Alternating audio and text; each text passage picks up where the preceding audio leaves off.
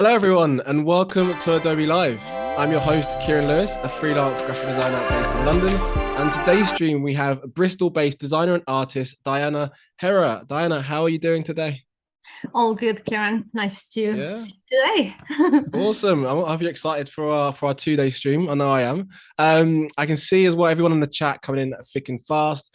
A massive hello to Cody, Jack, Brian, Biola, Oliver, Kathleen, and many, many more. So massive thank you for joining us. If you're on YouTube, Behance, as always, get those comments in the chat and I will share them directly with Diana while she's designing some lovely work for you guys. So before we really dive into it all, just one thing to mention to you, lovely people. If you missed the previous stream, you can catch the replay on Behance and YouTube. Check out the photo editing with Zia Suarez as she shows us how to find your own unique editing style and fit into your own social media for lifestyle photography. So on that note, Diana, would you like to introduce yourself to our audience about who you are and also what we're working on for today's stream? Sure. So my name is Diana Beltran Herrara. I'm from Colombia. I am an industrial designer and I have an MA in fine art. And I work mainly with paper. Paper is my main medium. And through today's stream, I will be sharing you how I use Illustrator and Photoshop in between my process. So my process is mainly handmade. I create illustrations, sculptures, photography, and installations with paper. I don't know if people can see my website, but I can share with you a little bit of what I do, if that is yeah, definitely of interest. So I do work for mostly commercial now. I used to do like personal projects before, but now things start changing. And now the things that I do are mainly nature and a lot of colors.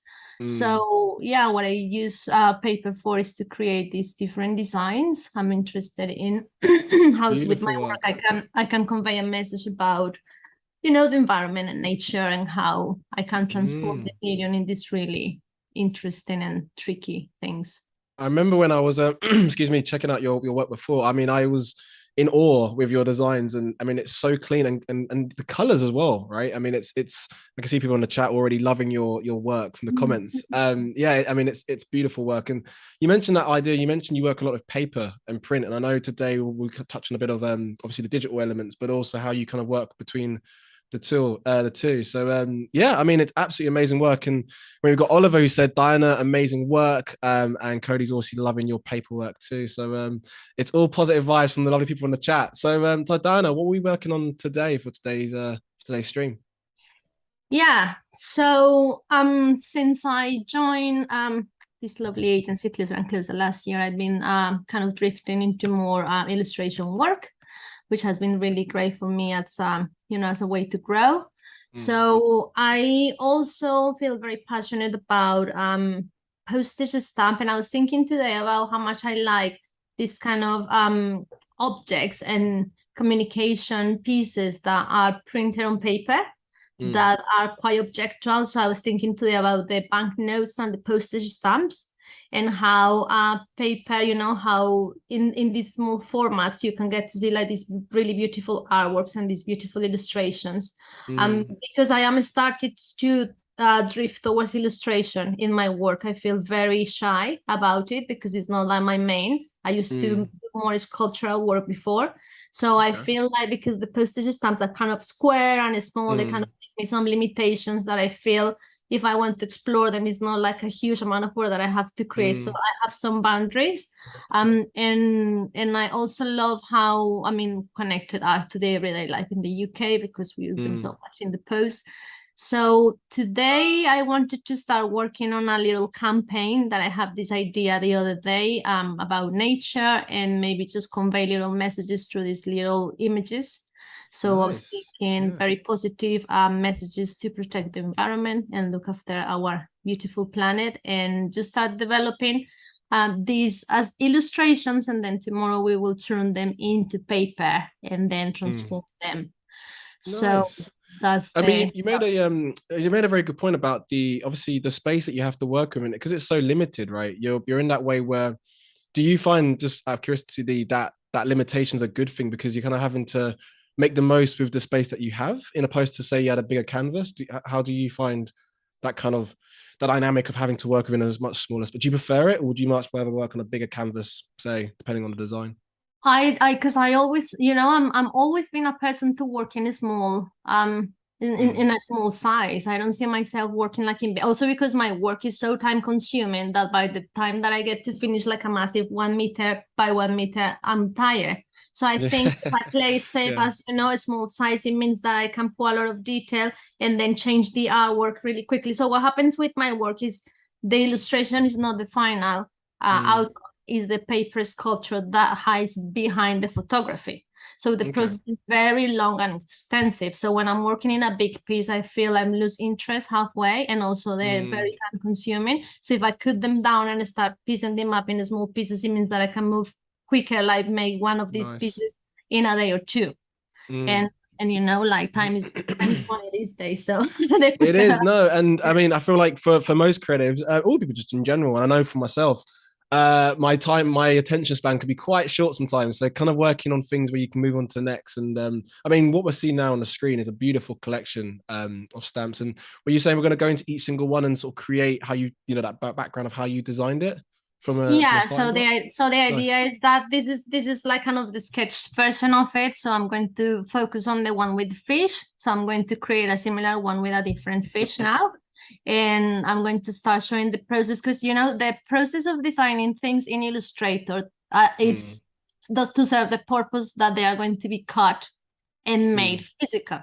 So we really need to think about clean vectors, layering, and a well-organized kind of workspace to have every single element that I anticipate and need for when the cutting process comes. Then it saves time, so I don't have to do this by hand. So that is the main purpose of today's.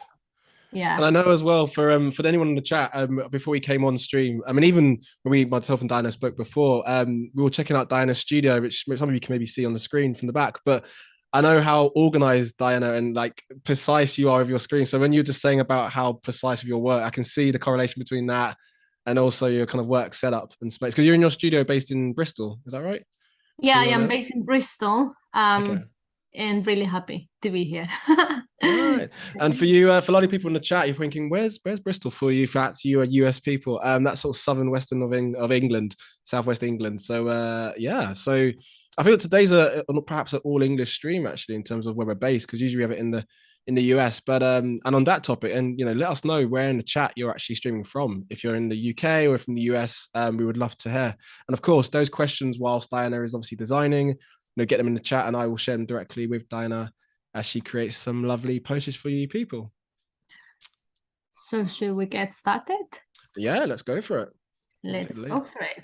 So I'm going to be drawing from my iPad because I find it a lot quicker and easier than be drawing from the computer.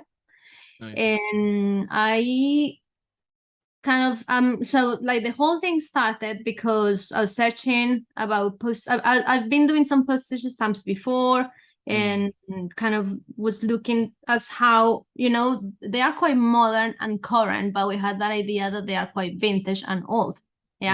But we still need them and we still use them, and they're still very popular, especially like in Europe and in the US. So I came across this beautiful selection of these new designs of the Netherlands stamps that came in like 2-3 years ago. And I really like the colors and the simplicity of them, how futuristic and graphic they look like. So this is what I was kind of aiming for my project. And I also chose a nice selection. There are some beautiful ones.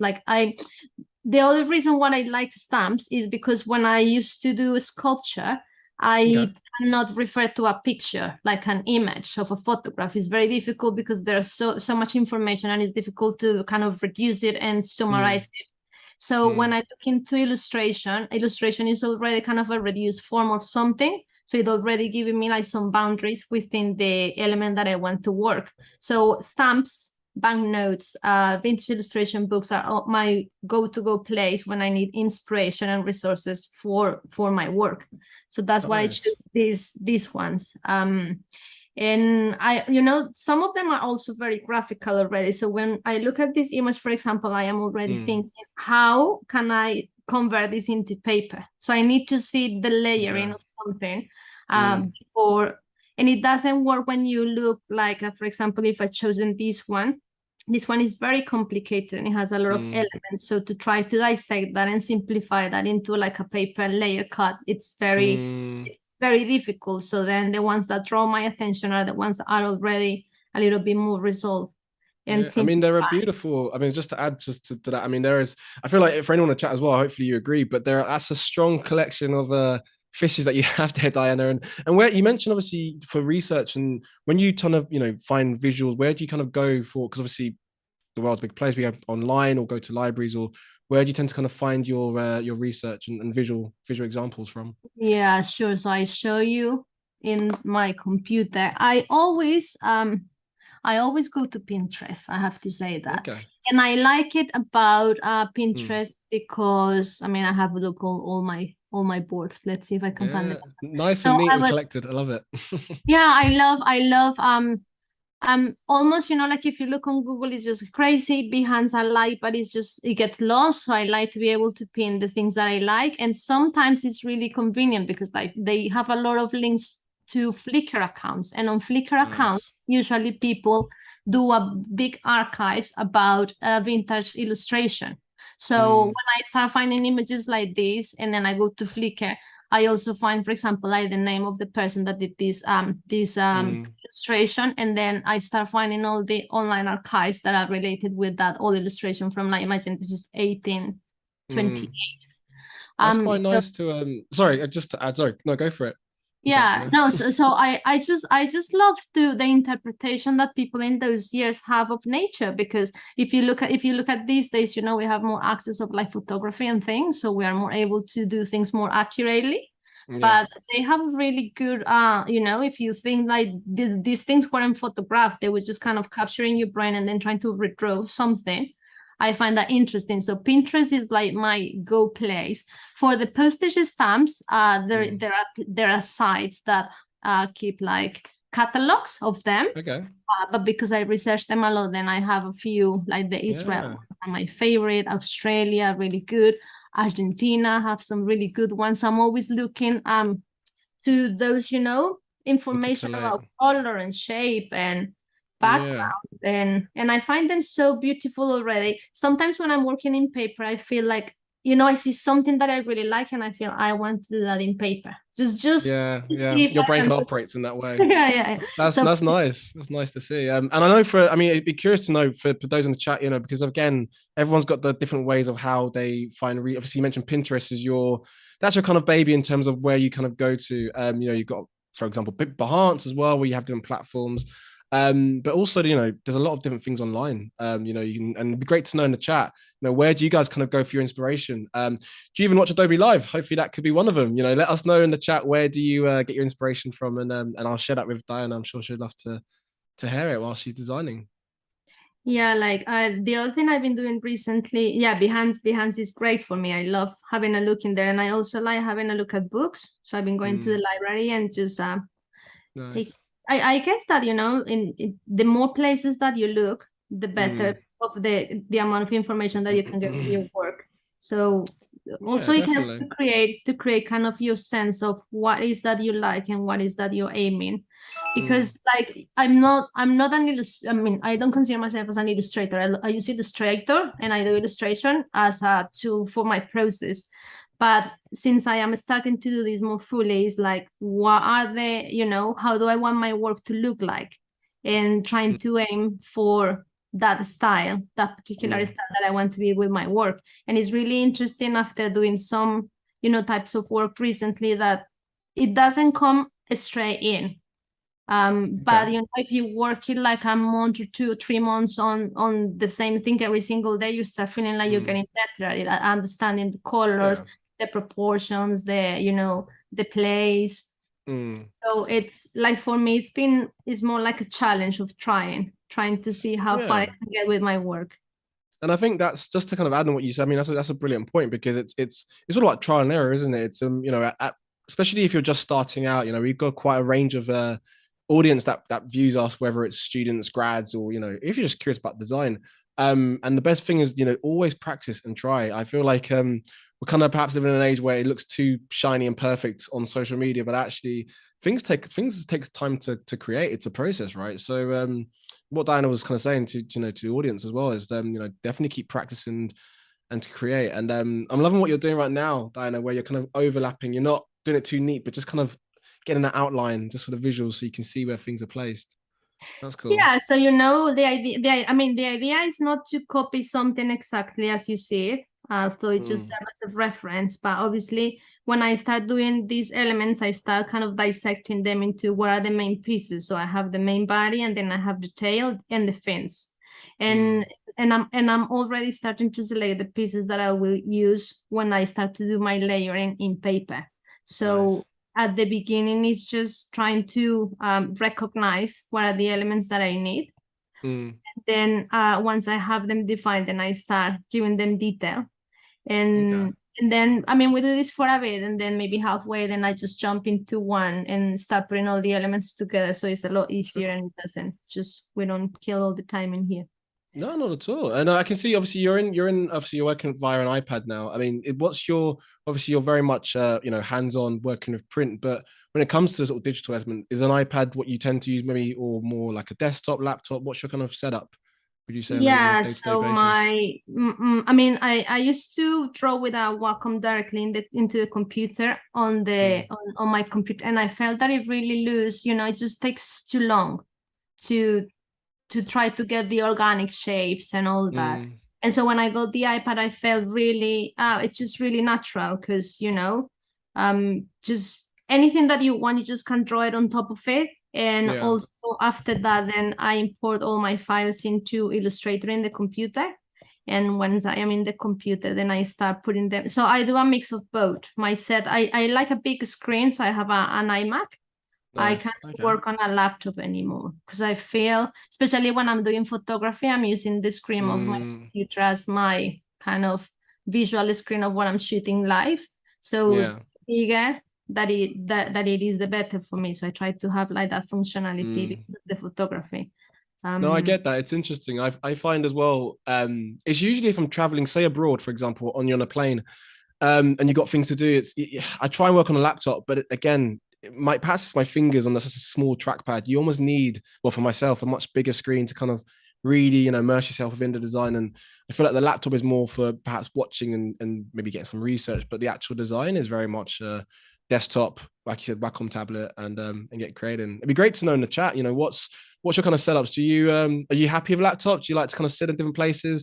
Potentially coffee shops, just saying, or do you are you more of a desktop and you need things big? And yeah, what's your setup? Let us know in the chat. It's always nice to kind of nice to share.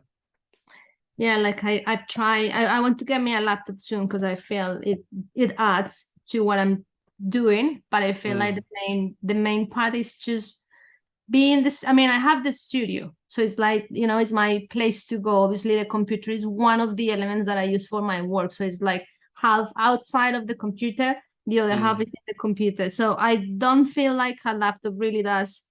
mm. And I used to have a laptop, but I have to bring it in my bag every single day, and I Okay. hate the fact that I have to carry it because it was too heavy. So then I realized, like, I can't be bothered with this anymore. I just I love that. We need to just start developing almost like glasses where you can just design it, just put glasses on like Google glasses almost, right? And just make some technology that makes it easier for us designers to carry around. Yeah, who knows? Who yeah, knows where the world will go in terms of technology? all the practicality that you need to have in mind when you're Mm, working. And like, especially I carry so many things in my bag because I mm. always carry materials, so having to carry another thing, it's a bit much for me. Yeah, So I no, I get decided, that. yeah, the iPad is great. The iPad is very Mm, lightweight, and then you can pull it out anywhere. That the only thing is that there are functions within the Illustrator in the iPad that you don't have in the program itself.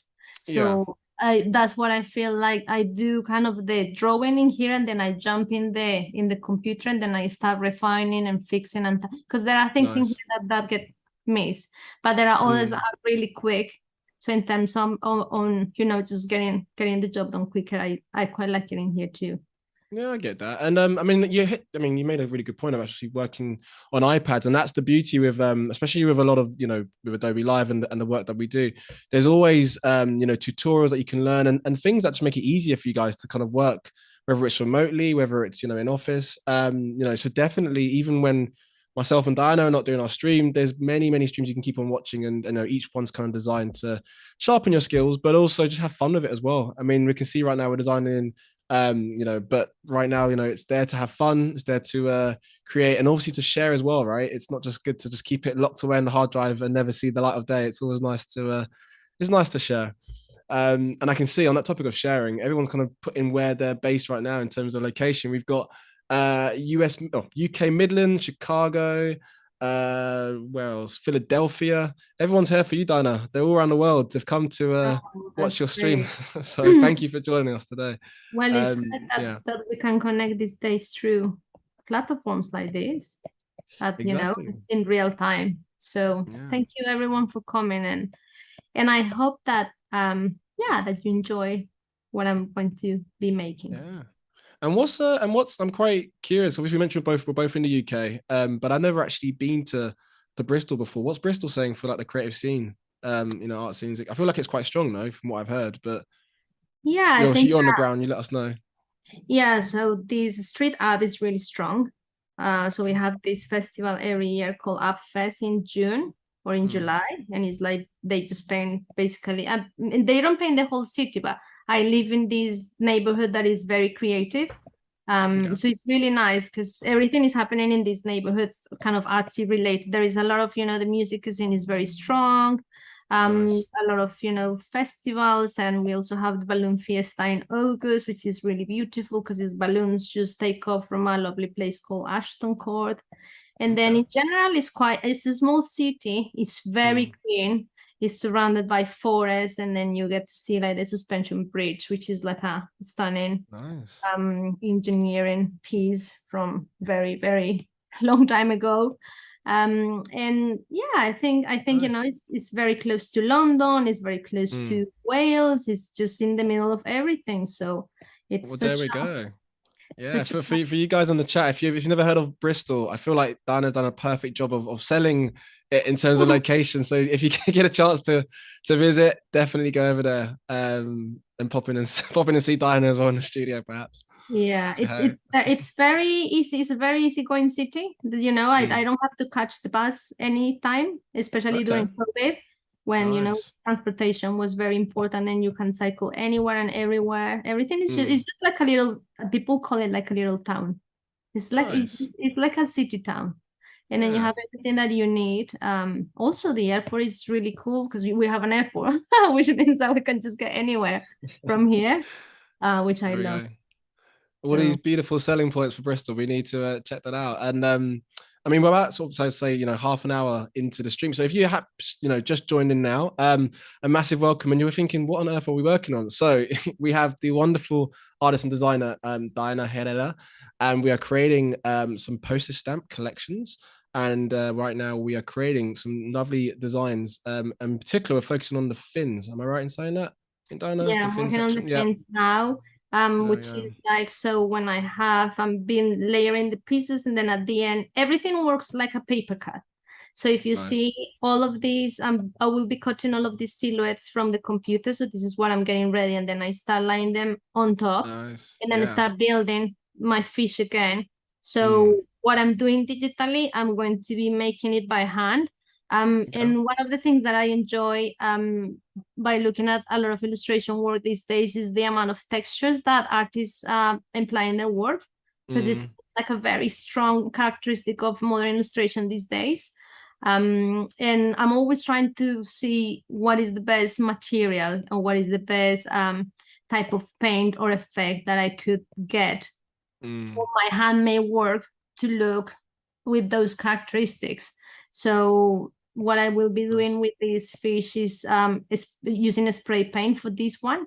Sometimes Okay. I use watercolor.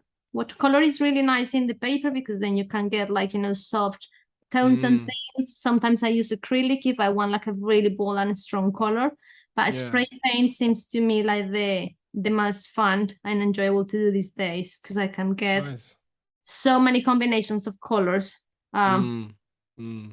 so many opportunities to develop color in a way. So when I started working with paper, I didn't do exactly paint the paper all the time. It was more like, you just work with the reference of color that you get. But then that's quite limiting, because sometimes you just want this particular green or this gradient, and then you're thinking like, how can I achieve that? And I started exploring last year with a spray paint, and I found this water-based spray paint that they are producing now, which is very good for like working Nice. indoors. Because like when Nice. you think about spray paint, and I spray paint indoors, and I spend very small pieces, it was really difficult to live with that, because The fumes, no? the fumes are very Yeah, strong. So sure. now they are developing this line of water-based spray paint cans, which are for indoor use. And when I found those, I was so excited. Like a Because, godsend in a way, isn't it?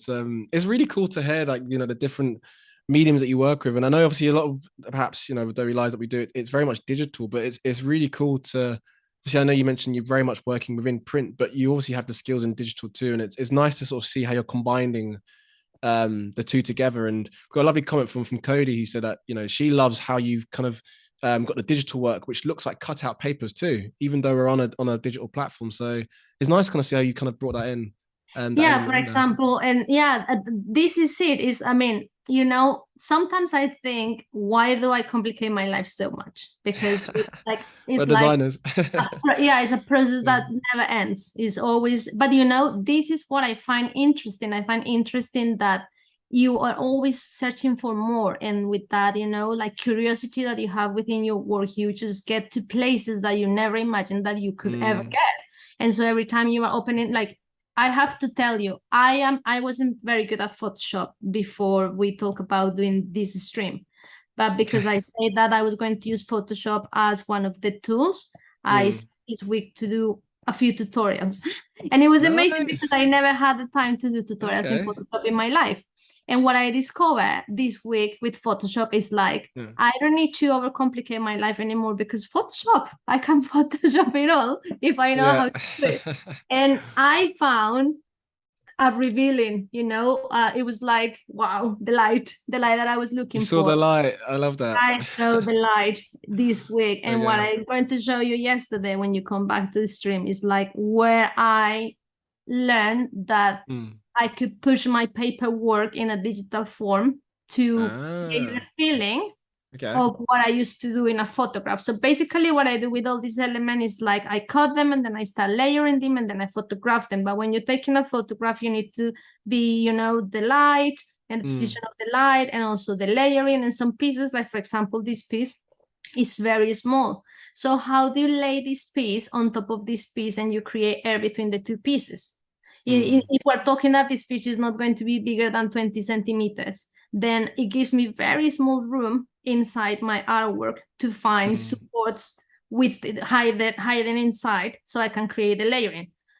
But if I take all these pieces individually and I jump into Photoshop, and then I start adding one by one in the way that I'm doing, and I start adding the shadows, I can manipulate every single piece within my artwork. And this is the problem that I used to have before. I wasn't able to manipulate every single element. But So you now, taught yourself that, and you watched the tutorials, and now you've there we go. so you see, guys, go to Behance and go to YouTube and do their lives, There we go. because See, all of this knowledge is in there for us to learn and experiment. See, lovely audience. You're getting gems right now from Diana. So there we go. She just said it there. She didn't know much about Photoshop, and I think that's the whole point. It's there is a lot of programs out there, and we're not professionals on every single one. And I think the key is if you're interested in it, definitely try and have a go at it. And who knows, that could be something that ends up being as a hobby or even an actual employment. So definitely have fun with it. And as Diana perfectly explained as well, definitely check out Adobe Live, because like we said, these ones definitely will help you to sharpen those skills. And obviously we have creative challenges too. So that's another thing to even get your teeth stuck into, and to try and test your design knowledge. But Diana, I want to ask you a question, which is design related ish, but I'm curious. Obviously, we've got a nice collection of fishes going on. Are you a fish person? I feel like it's silly not to ask you that question. Do you like fishes as an animal creature, or? We wouldn't I if you do. didn't now, but I do like animals because of the yeah, colors and the patterns, and sure. I've been wanting to do fish for a long time, but fish are something that if you're Mm, thinking in terms of making like a three-dimensional sculpture, they are very small, so you don't want to oversize things too much so that mm, you can start adding the scales. And it's so much information. Like when I do my birds, as I showed you before, it's like a lot of feathers layered on top of each other. yeah. So fish, I feel there is so much um to find within Mm. fish because they are so colorful. I mean, they have the best designs. If you have, I That's don't a know if you very go good to an point. aquarium, but when you look at them, it's like, who created Yes, these things? Like that's they a are so very good cool. point. You Yeah. actually made me realize I don't think I've been to an aquarium in years, but actually if I do go, no, not if, when I go, I'm gonna think of your stream, Diana, and think, do you remember that time when Diana said, check out the fins and check out the amazing patterns? Because that's a very good point. Like it's I mean, most obviously animals will have, some sort of fur or pattern and whatnot, but with fish in particular, like you said, there's so many different varieties. And it just almost sets it up for just creating some visuals, right? To design for around it. So very good shout indeed. Yeah, so that's what I do. I went to the zoo with my son last week or two Nice. weeks ago.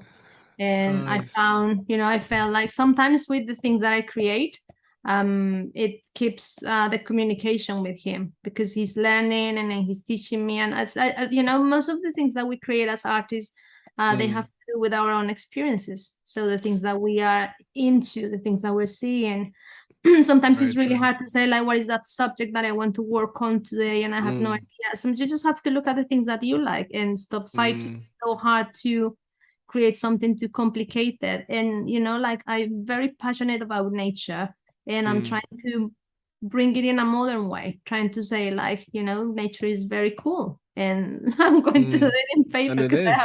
have I have nothing else to do. So I and love then that.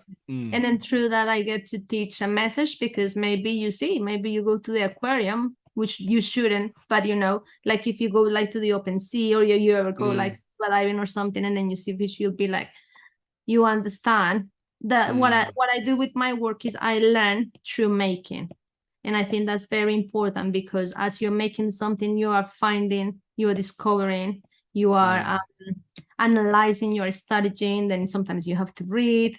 mm. And that is what creates knowledge for me. And so I love doing that. I love. That's no, that's awesome to hear. And I think you made a really good point about, when you're creating something, whether it, for a project or even if it's a side project, side hustle, it's creating with a mean sometimes as well. And especially when that feels personal or even rich relatable. Obviously, what you're creating now is for a good cause and it's to sort of share awareness.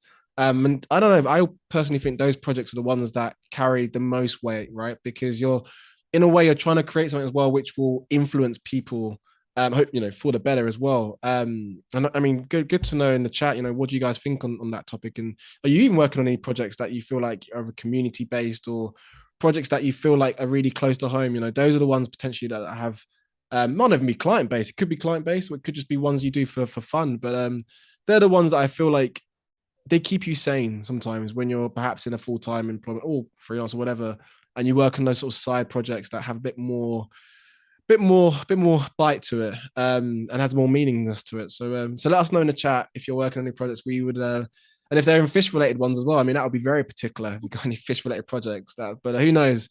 Who knows in this world? We may have some. So let us know in the chat. We would love to hear it. But this is quite interesting that what you're saying because sometimes and I like to say this as my personal experience. I've never done work because I think it's something that is very popular at the moment and I'm going to get hired for that. So I've Mm, never done, and I try to not follow a trend with what I do. I try to stick with what I want to do. And nice. I try to focus on it for so long and do it for so long and so well that Mm, because it's so me and so different, it gets out. And like I start making birds, but there wasn't any purpose of people commercially going to buy birds as sculptures, and then you think like, no, nobody wants them. And yeah. sometimes you need to do things and show people what you know how to do for them Mm, to start thinking like, oh, look, that's really cool. Maybe we could use this for that. So, with my bird very good sculptures point. now, I'm doing two projects and that are for interior. One is in Madrid and one is in Oregon. and they are Okay. interior installations, and I have to do lots of birds for like installations of very luxury interiors. I didn't know that was a possibility, but I made them. And so I think this, maybe the fish don't have a purpose yet, but when I start showing them around, people will feel like, maybe we can use. Always someone needs what you're making. Always. I love that. And it has that discussion. You mentioned it, it's communication. You have a discussion based on what you created. And actually, on that topic of what you're creating, and I know I touched on some really good gems, and Cody made a very good point, because we're watching you design and we're over talking, actually missing out on the steps you're doing, because they're so beautiful. What are you working on now? Obviously, I can see with the color. Will you let us, let our audience know what you're kind of doing now with that gradient? Yeah, so I'm trying to inform the gradient that I'm going to try to be replicating with the spray paint. So for me, to me, all of this part is setting my head ready and trying to get familiar with what I will be doing when I start working by hand. So it's kind of like setting the instructions for what I'm going to follow. And also sometimes what happens to me, which is really, really funny, is that I get very, very adventurous with Illustrator, and I create all these gradients and things, and then I send these jobs to my clients, and they say, yeah, approve. And then I go to work, and I am like, I don't know how I'm going to make all these colors. Like, I don't know how. You gave them dreams. You gave me dreams. I dream too far, but then that is a really good challenge. It's like, okay, I'm going to make it work. How am I going to make it work? And then I start thinking, which material, which color. So it's nice to not think too much, because the process itself is in such an, it's very, very early stage in here. So it's evolving constantly. So you can see now I have like trying to get familiar with the color and start thinking, just picking up some elements. When we hit the hour, you let me know, and then I jump into the other parts, so that is not just so focused on this. But no problem. So yeah, it's really good for me. I was thinking the other day, when I do illustration or when I do my illustration work, I don't sketch in a notebook with pencil. To me, sketching is here. So I already jump straight on. Yes, and I was thinking, I don't know how beneficial that is, and I don't know if I'm doing myself, if I'm being, I'm always against, I'm always going backwards. So like I always start at the end and I start trying to unveil all the things at the beginning.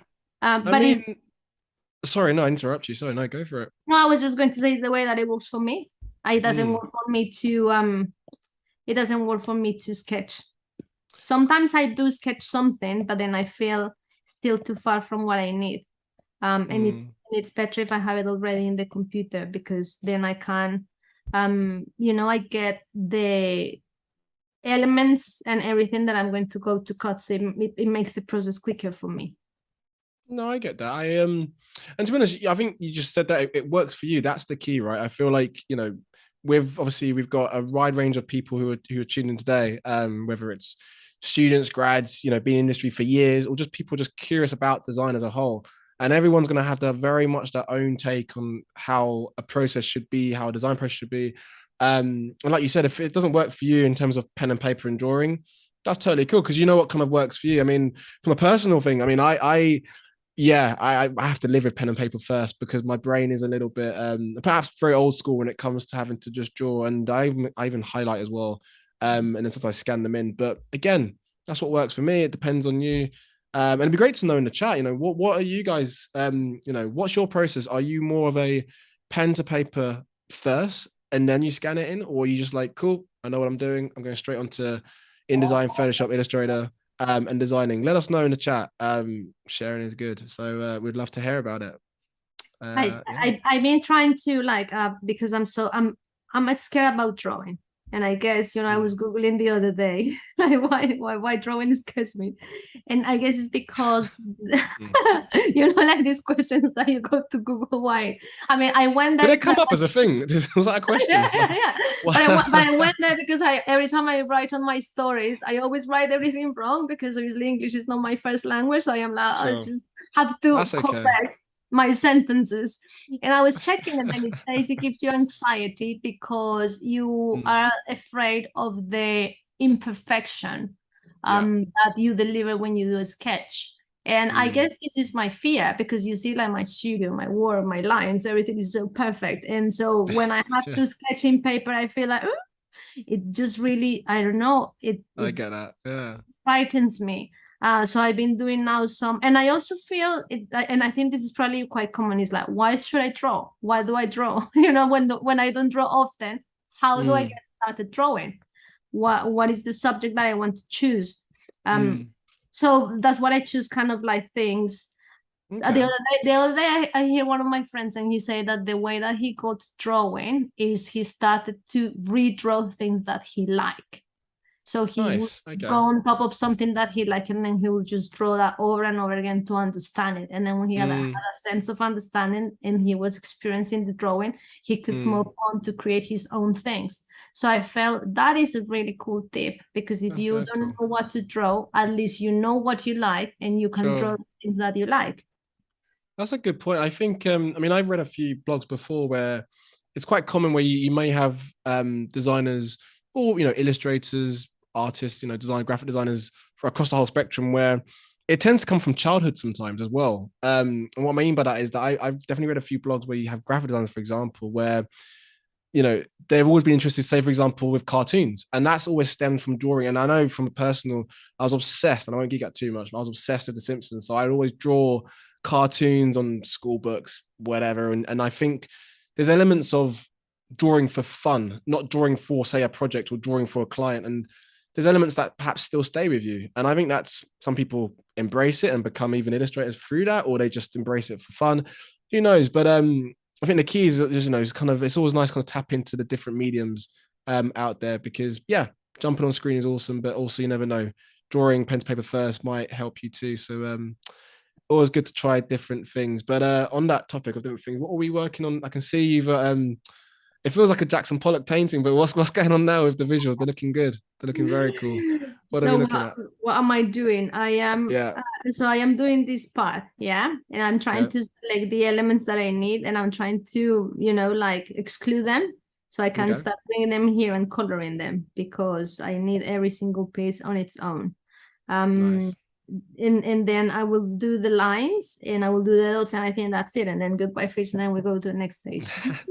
Sounds good. And don't worry, you already told me about the hour. I've got it locked in my my brain, so I promise you I won't forget. But I can see we've got some people in the audience that are coming in actually right now. So hopefully you caught that little part of what Diana's working on now. And if you have just joined us, a massive welcome. Thank you for joining us. And obviously right now you can see we have the lovely artist and designer, Diana, and she's creating some Postage collection stamps on Illustrator on the iPad, and we'll move on the Photoshop fairly shortly, and then take it from there. But again, any questions you've got from Diana, whether it's, why is it fish, designs, colors, or even her background as well, please do let us know, and I'll feed that directly to Diana while she's creating some awesome design work.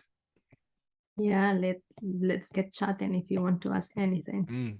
I've got a question for you whilst you're designing that, actually. So with because I know I've done obviously a bit of checking on your Instagram and your Photoshop and your website, which is absolutely incredible. And I can see you've worked with some really interesting clients. Again, do you find, on that topic of maybe working with some clients or with challenges, what kind of challenges you tend to face within your sort of day-to-day work? Because again, it's nice to kind of share that with, for those perhaps in the chat who are very much even starting out and quite curious to maybe get into your industry. You've got any tips, but also challenges that you faced as a designer?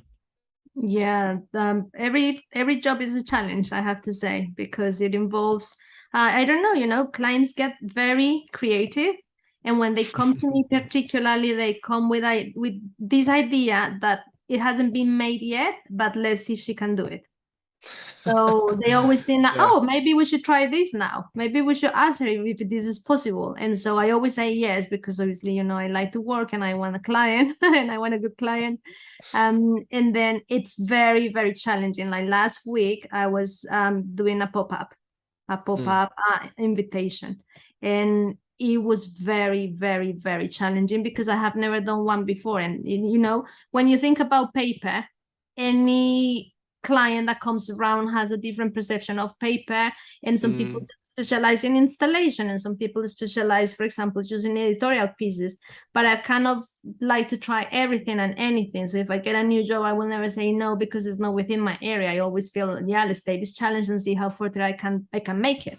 But then also then you have, within like a very small period of time, you have to learn to do something that you have never done before, but that result of that learning needs to be perfect because it needs to serve your client. So the pressure is very, very high, and it's very, very intense, and it's almost like you're rushing, you know, against the clock all the time to see. And there are times where I feel like I want to give up, and I want to say to the client, like, no, I can't do this. But I always, you know, but I have never, I have never done that in my life. I always say, like, no, I'm going to push and push until until I get there. And I always get there with like sweat and tears, as they say. And what I find is that the things that I learn are beyond what I will have imagined I will have created on my own. So having clients, for me, it's very, very, very important because they have a vision of, you know, they are like a safe space for you to grow. So you're getting paid, you're trying a new skill, you're learning something that you otherwise wouldn't have learned if you have to do it on your own. And at the same time, they are guiding you through the process. They are letting you know, giving you the feedback. So they are shaping the work that you're making.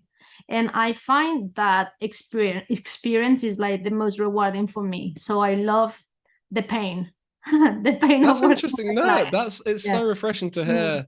And again, just from a different creator. I mean, that's the beauty of why we have, you know, Adobe Library. We have different creatives all over the world, different backgrounds. But your experience there of working with clients and kind of what you go through, it's really interesting. And hopefully, you know, even those in the chat can you know, take some inspiration from that. And it sounds like with everything that you do with project, it's the pro. I mean, the deliverables, of course, is important. The final deliverable, what you create, that's obviously what makes the client happy and a sign off. But it's that process, that journey that you create to get there, that is just as important. Because it feels like a learning curve. That's the vibe I get from what you're saying, Diana, that every project you do, you're learning throughout, and you can take those skills perhaps to the next client, and you keep on growing through that process.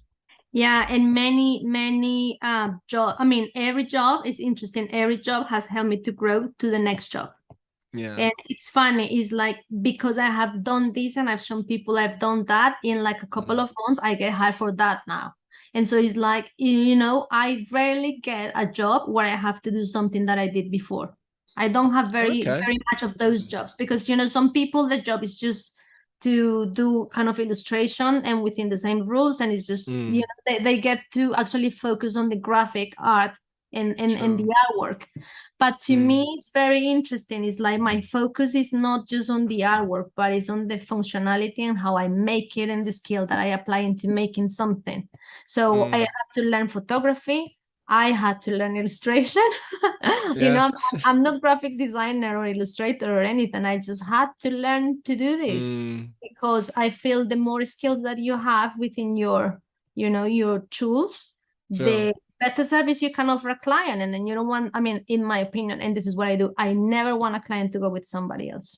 I want the client to stay with me because collect them all like Pokemon. not in that way, but you know, like I'm kidding. It's not that you fight for them, but it's difficult these days. The competition is big, and there is a lot of people working in similar things. So you obviously want to go to that extent in your career that you can say, look, I have the experience.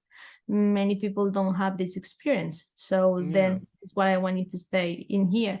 And and like I'm really lucky because I can invest every day of my life learning. That's all I do. In every day I come to learn something new, and I get to enjoy it. And sometimes it's painful, but at the same time, like, you know, the last 2 years been very rewarding in terms of what I've seen my work and the opportunities that I'm getting. So it's really exciting to see that when you put a lot of effort and you put a lot of, you know, sacrificing what you do, you really get to see the, you know, the fruit. And just on that as well, I think, you know, you made a good point about with even when you said about clients not wanting, you don't want clients to kind of go away to other you know, creators as a whole. But I think as well, just adding on that, it's that client relationship, because I always feel as designers, right, whether you went to uni or not, or you're self-taught, it's something where having a skill is one thing, but the people skills, especially if you're freelance, that kind of feeds into it a lot. Because I don't know if you find it with clients, Diana, too, but and great to know in the chat what you guys think. But I always find that with clients, it's a bit of a guessing game sometimes with certain things that they want. Obviously, you have a brief, you try and narrow it down, but you're having to understand there's a bit of patience that comes into it. You know, people skills, being able to articulate exactly what you're trying to really get across from your side. And these are elements that not necessarily is design related. It's just more the people skills. And once you start to establish that good relationship with a client, I mean, that's the beauty of it, because they come back for more, right? And you can kind of establish a nice relationship and trust. I mean, that's something I always find with freelancers and with my own practice. That has to be the key, right? With trust, because both parties are content, they're both happy, and you can create some really nice, important work. So And yeah. and with what you're saying is, it's really important with what you're saying, because you could be very good at what you do, but if you don't deliver in time, or if you don't have good communication with your client, all those bits are extra service that you're providing. So Exactly. the ultimate out, it's just like, we tend to think that what we do is just the illustration or the artwork. We do more than that. It's how efficient I am within the time they're giving me, how open I am to feedback, how do I take what the client is asking, how flexible I am, how much, I have projects that I actually had no time to sleep for a month. And who is going to take care of that? Who is going to just leave everything to just do this job? Some people might not want, some people, like my mom said to me, you tell your clients you work from 9 to 5 from Monday to Friday. And I say to her, good luck. Good luck with that. Try to set the rules early on, so they know. Your mom's a smart lady. I love that. Yeah. And we're working. Sorry, yeah. So like, if you want to get the job, you have to reach all that. It comes with like sacrifice and commitment. I love that. I feel like when you have a client, just say, "Mum knows best." So yeah, mum set the terms early on. Add that in their contract, and they can't go wrong. So we're working, obviously now I can see you're working with is it the pencil tool you're working on now? Yeah, so I'm now doing like because I've done the pieces, I've done my fins, and so now I'm doing like the detail in here. Nice. Which I think, for example, with this detail, when I see all of these circles, this is something. So you have two options with paper in details like this. You could you always have to think that everything that you do in Illustrator is going to become a layer that you're going to do in paper. Yeah. So I have the layer of the lips and I have the layer of the dots, but because the fish is not going to be much bigger than 20 centimeters, I have to make like these tiny dots. So what's the best solution for me? Do I want to glue them on top, or do I want to exclude them from the shape so that they give me shadow? So I can achieve this detail. So what I do in places like this is, I don't want to get too complicated, because gluing every single of this is a pain. So then I just I just remove them from my shape, and then I have let's see if it comes out, because probably I have more line in here. So I have to say, Diana, that is a beautiful looking fish. Perhaps the most good looking thing I've ever seen, actually. It's those lips, right? Yeah, you it's see, a very pretty fish. So this is what I mean. Then you have the cut out in here. So when I go and I put this one on top, this is how it's going to behave when I work making this in paper. Because, so I'm going to layer the eye on top, but this piece will have the cut out, and then the contrast from behind is going to give me the color of the dot. So this is how you start playing when you have the material. You start thinking about, if the detail is too small, it's not worth cutting it and gluing it. You don't want to do that. You want to add the small detail to the bigger piece so that it comes out of the bigger piece. And then you don't have to do, that work. Nice. Because I guess what you want to do also is save time. This is what I have found very very interesting with my work, is handmade things are taking me too long, and clients want me to create artwork that is quicker. So then you have to start thinking, how am I going to start advancing my skills, and that I have to invest less time doing the work, because now I don't have one client, I have 2, 3, 4 at the same time. So then I need to deliver to everyone. So then I start thinking, you know, like when I start making my beds before, I was very detailed and everything was just like detail over I am like, sorry, I don't have time to add details anymore. So I kind of like You to missed go. the boat. Yeah. So I still deliver quality, but I like to go a bit more, become, you know, making More a streamlined. yeah, exactly, and making a handmade process with that is more practical for me in the long run, so that I don't have to spend a lot of time doing it.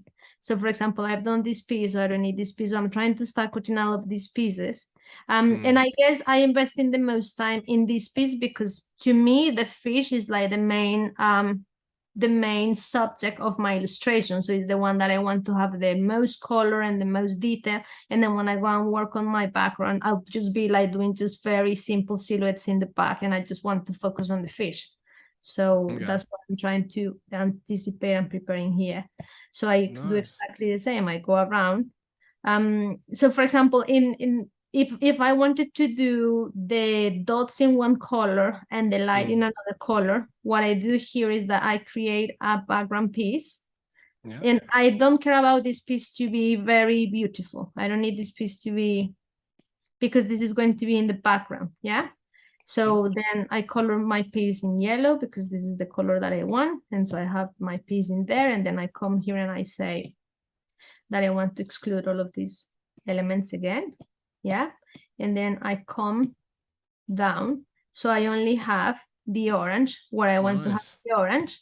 And then I still use the purple that I had before for the other side of the work. So now if you see, we have 1 piece, 2 pieces, 3 pieces, and that is just for the main body. So it's a lot of different little elements that I will have to start tidying around. But the working paper, I find that it's very rich and it's very attractive, and people still wow with what I do. So I think it's worth doing it. Nice. It's nice to sort of see it feels like layers in a way. Well, pretty much is layers, isn't it? Just the overlapping. And also, Diana, I don't want to get in trouble. So I remember you saying to me to give you a heads up when it was the hour mark, in case you go into Photoshop. Is that right? Yeah, but by all means, you stay if you're comfortable. Yeah, I think I'm in good time. Good. Maybe I like to finish this and then we just move and we just do the other part. Of course, yeah. Because the other part is just to do, because we said that we're doing postage this time, so I have to inform the audience about me doing the frame. But I think those bits I have them ready already. I just want to come and just place my fish. Sounds good. Yeah. So I can see the fish joke. Of course, I mean I was waiting for fish jokes to come up in the chat. So Cody said fish lips, clever fish sticks. Yeah, I feel like there's probably, I mean, I'm gonna open the floodgates now by saying this, but there's probably a lot of fish jokes out there. Yeah, sorry, not to go off piece too much there. But definitely on piece. Cody asked you, Diane, question: what kind of paper do you tend to work with your paper craft of the work that you make? So I do use, there are 3 types of brands that I like. One is called Canson, Daleroni, or Fabriano. And those are papers made for pastels. So people will use them to draw with pastels. What I like about this, and I've noticed many people that do paper sculpture, collages use them, is because they have the perfect weight. So you know when you're working with paper, you have like all the range. So imagine that you could use even tissue paper, and you could also use A4, sheets that you use to draw. Any paper has the potential. If you start affecting it, you can paint it with acrylic and then you can make it thicker. But then the one that works the best for me for my, because I use a cutting plotter where I put my pages in, and it's like a printer with a blade. So I just get all of these elements out. I do 160 grams is the best. And also, before I start using spray paint, is the best paper that holds the color, because that's another thing. Like if you're working, sometimes you're just working doing an illustration and then that's it, and then you don't need to send that to anyone or do anything with that. But in my case, I get a lot of clients that I need to send the pieces physically. So I need to offer a sort of a quality to the material, and you don't want the paper to be fading when it touches the light. So then you need to start thinking what is the best material that I can use. Because imagine if you do a sculpture that is very expensive and then people just put them outside and then it fades. Then Yeah, that's that's not embarrassing. ideal. Not Yeah. ideal. So the Canson, because it's a fine art paper and Mm. it's free, is good. But nowadays when I do illustration, I don't need to send it to anyone. I just get to keep it to myself. So I just use, Nice. yeah, it's good. I just have to send the photo and then that's it. Nice. So I I'm very use, impressed with your hand control there. I'm watching you do them as oh, well, I'm watching you. We're all watching you, of course, but I can see how perfectly controlled your your hand movement is. That's perhaps years of design artwork. It looks you great to think so? see. Do you notice that actually? I mean, yeah, I mean, I feel like it's pretty. Are you using a tablet right now? Are Yeah, you using yeah, the mouse? I'm doing it in the Yeah. iPad. Yeah. Yeah, I guess so yeah, of course the pen. I mean I guess a pen you have a bit more control than the mouse, but yeah, for my eyes it looks pretty straight. Perhaps I'm just I don't know, wonky with my hands, but it looks good to us. It looks Well, very good. I do like I do enjoy this a lot doing the Mm, doing the illustrations now. And I also want to get better at doing them. I want to be able to, I mean, I don't think this is funny, like would I ever get hired to do digital illustration? yeah. I don't know. I think that I am very specific with what I do. But you know, learning all of these skills is really important because this really takes, like when I study fine art, this wasn't in the schedule for me to do. I never Mm, thought I would be doing like pieces like this. And now sometimes it's hard for you to control, you know, you just have to let mm, yourself go and see where you find yourself at. And it's not, I was reading something about like feeling like you are an imposter because you know this is imposter syndrome, and then mm, if you don't belong to this category, that you tend to feel that you are less because you didn't, mm, you need to study that, and then you feel like, oh, you're not officially like an illustrator. But I think something beautiful that I read is you don't need to feel like an imposter, you just need to feel like you are learning a new mm, skill. And I think everyone is entitled to learn a new skill, and within that you could actually become really good because maybe for you know sure. you didn't try it before. So I want to Mm. explore this in the way that I enjoy it, in the way Mm. that it really serves my work, and just become better at it, because anything that I learn these days is going to be very beneficial for what I do in the future. So Nice. And I mean, just on that, what you said about the imposter syndrome, that's I feel like that's a topic that does come up quite a lot when we do Adobe Lives, and it's I mean it's a natural feeling. I feel like it's one of those ones where I don't know if you ever found it, but when I was a student, maybe even going like as a grad, and you see creators out there who are established, doing amazing stuff, doing amazing work, and you kind of assume that it was absolutely smooth sailing for them, and think, well, surely they don't get imposter syndrome because they've already kind of made it, but I feel like it's that reminder that it's a perfectly natural, it's human. It's a human feeling to have. And actually, even getting nervous with projects as well or with clients, I always feel, being nervous is a good thing because it means you want to do well. So I think that's for me, it's when you're not nervous, perhaps the complacency kind of sets in. So for anyone perhaps is, if you're starting out or you're quite new or if you're a student, hopefully the stuff that we're saying now, it kind of helps you guys to kind of do your own thing and to have a bit more confidence in what you're working yeah, on. like don't, you know, I don't think that if you don't belong to an institution or you haven't followed the process, like, you know, Mm, in certain ways, that doesn't mean that you can't. I think that you are, you know, we are all entitled to do, very and good. some people find things that way. You know, some people are very good at what they do and they actually don't need Mm, that education or they don't need to go through. So yeah, it's a tricky one, especially when you're a mm, creative, I guess, because there is a lot of pressure, there is a lot of people, there is a lot of judgment, who is the best, you know, doing mm. what you do. But just, you know, enjoy the process, I think, to me is the most important. Definitely. And just that the tool you were just because again it's for those that perhaps are quite new to the program that you're working on now, you did a where you kind of grouped them all together then. I think there's a few like maybe two steps. I don't want to obviously interrupt the flow because it's flowing well, but you did a what was it before where you kind of grouped them all together because you had them as individual Yeah, and now they're so kind of selling perhaps for I anyone watching. what I did all the line work in here, and now I exclude it from the main piece, and I have this piece, and this Nice. is this will be the main piece. So this is how I'm going to get the color.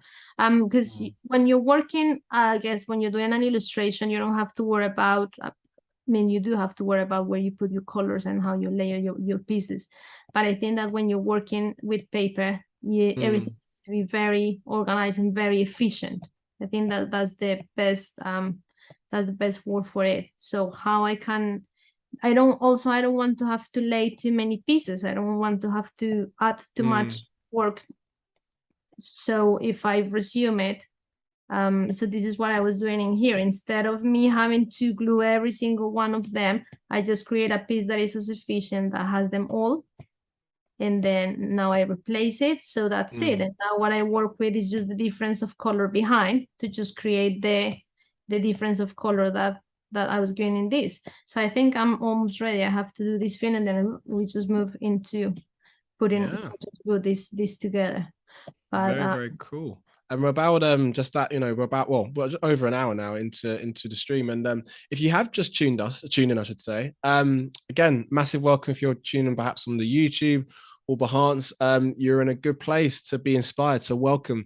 And today we have artist and designer Diana Herrera, and she's designing a postage stamp collection. And right now we're using the iPad to create, you know, some visuals on the graphics of a nice pan of a fish. So so you've come as a good stage, and we're going to, I think, pop into Photoshop shortly as well. So definitely get those questions in the chat, and I will share them with Diana. And actually, there's a few questions, Diana, that's popped up. Well, it's actually a joke, a fish joke. I did open the floodgates when I said about the fish jokes, and I'll be criminal to say this one. It was a good one, Ryan. Diana, what do you call it? I mean, if you don't laugh, now it's even more awkward. What do you call a discounted sushi? I don't know. a raw deal.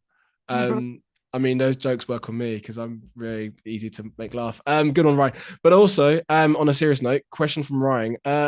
What are your favorite colors to work with, Diana? And do they coincide with your favorite colors in general?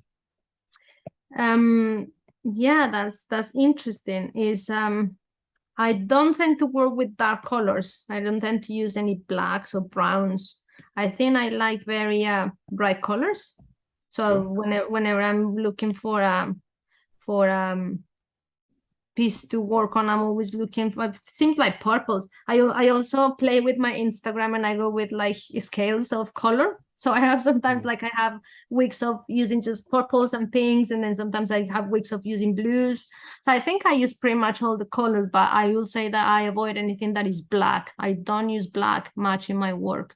And red, I find red is a very difficult color to combine. And I don't know if people agree with that. But to me, red is it's a very strong color.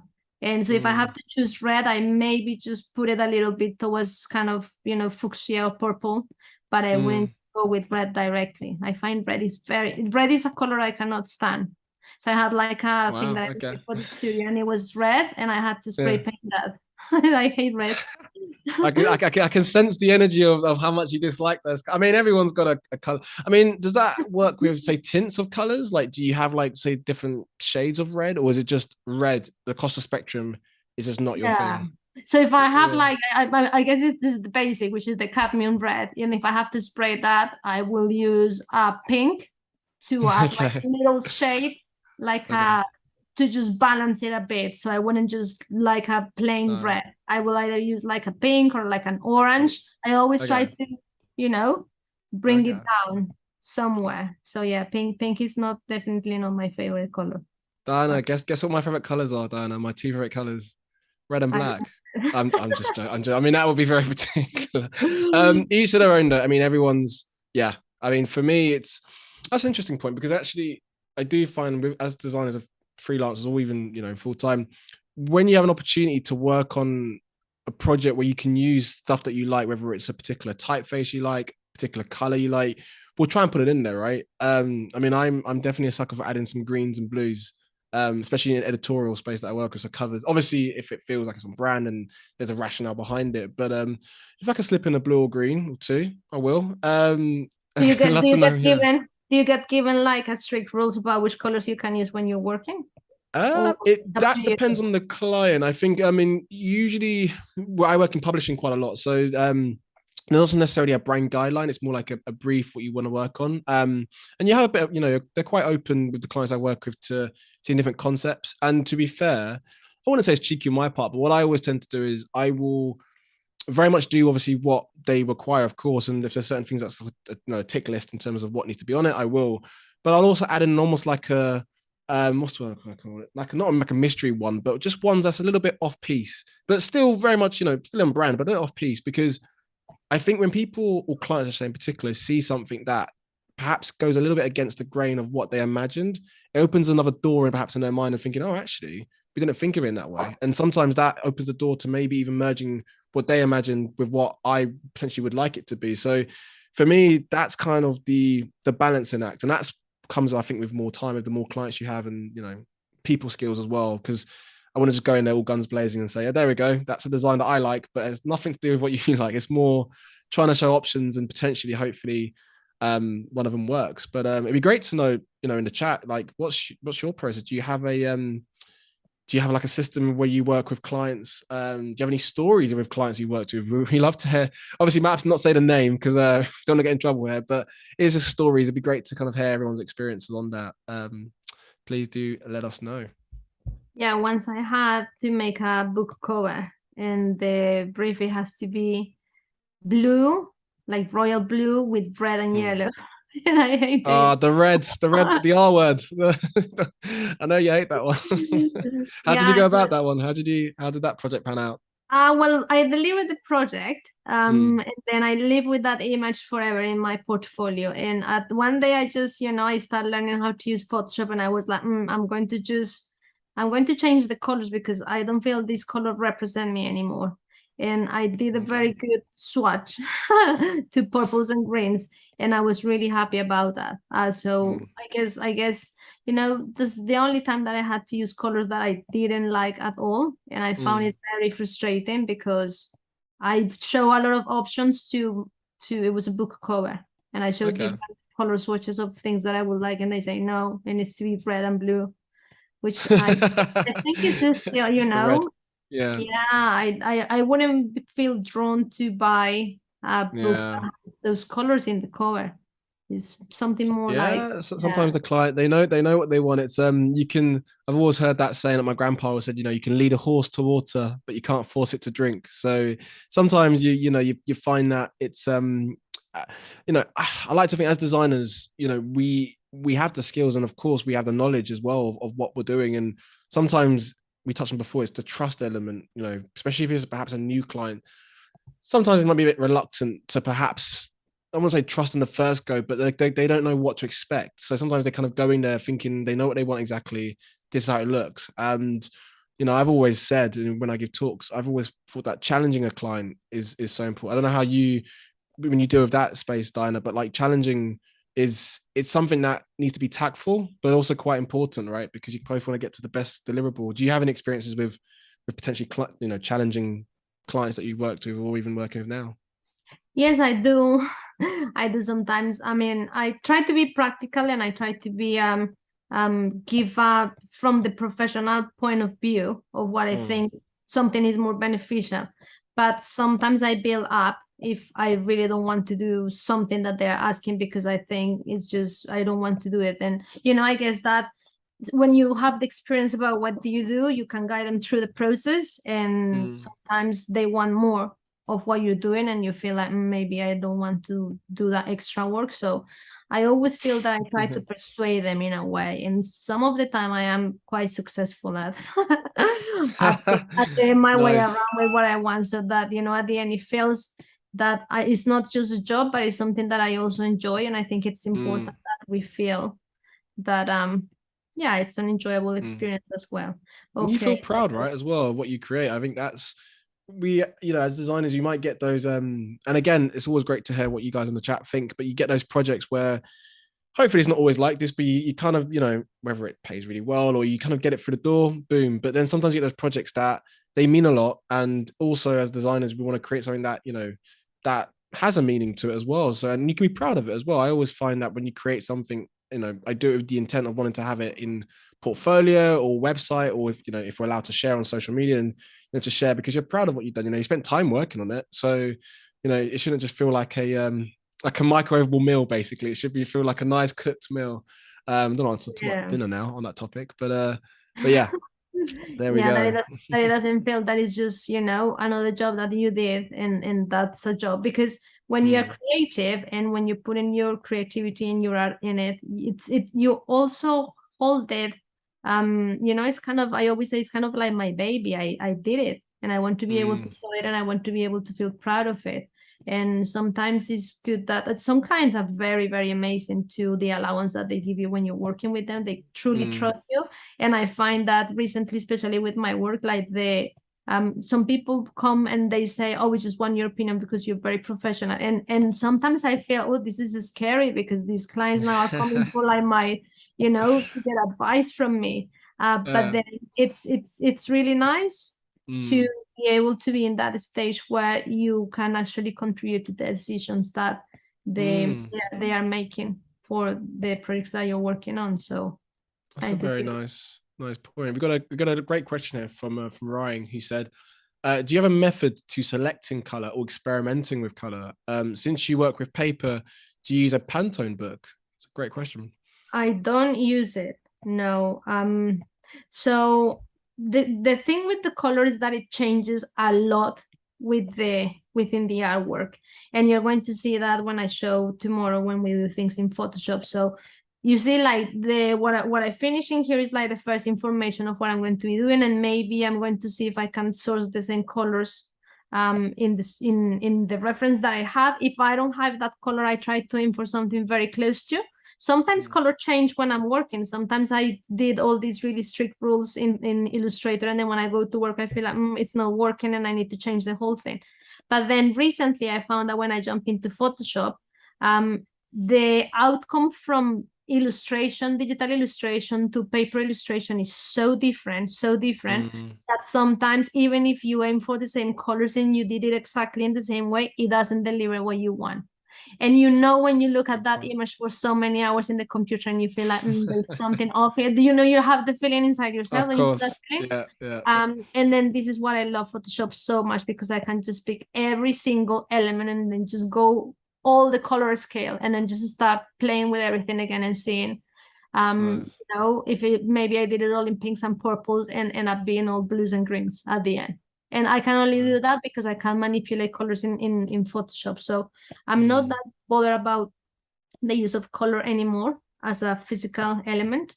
I just mm, think that as long as I can put some color while I'm producing the work, and then I've always changed my mind. This is mm. what is quite difficult when you are I guess that when you are creating a work that it has so many stages in the making, Yeah. is that you're Mm, always changing your mind.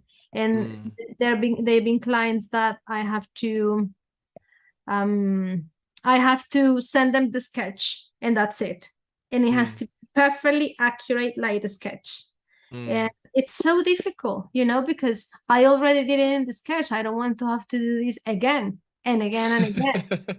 Yeah, no, I get So that. I get that. yeah, so it's like Mm, doing the same illustration 3 times. You don't mm. enjoy that anymore. Like in the stage where you're making it, you feel like, what if maybe I just change the color? And then maybe It's you go to robotic. Photoshop and then you are like, maybe I just change a little. You just need to feel that you're finding something new, because if you just replicate in the same, you lose the purpose of it in halfway. Mm.